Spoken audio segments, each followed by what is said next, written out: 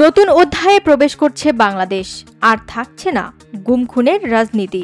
28 August foreign service একাডেমির মিলনায়তনে 2025 সালের খসড়া গুম প্রতিরোধ অধ্যাদেশের নীতিগত অনুমোদন দিয়েছে উপদেষ্টা পরিষদ। প্রধান উপদেষ্টার প্রেস সচিব শফিকুল আলম বলেন, বাংলাদেশে যদি আর কোনোদিন গুমের ঘটনা না ঘটে সে কারণে সরকার শক্ত কাঠামো গড়ছে।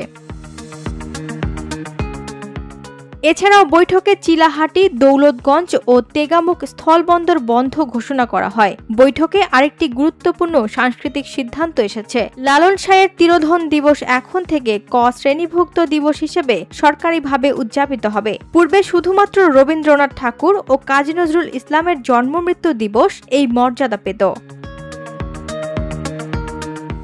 গুমের বিরুদ্ধে জিরো টলারেন্স, পরিত্যক্ত স্থলবন্দর বন্ধ আর সাংস্কৃতিক ঐতিহ্যের স্বীকৃতির মধ্য দিয়ে গড়ে উঠতে যাচ্ছে এক নতুন বাংলাদেশ। ওয়াহিদা প্রান্তি, স্বদেশ প্রতিদিন।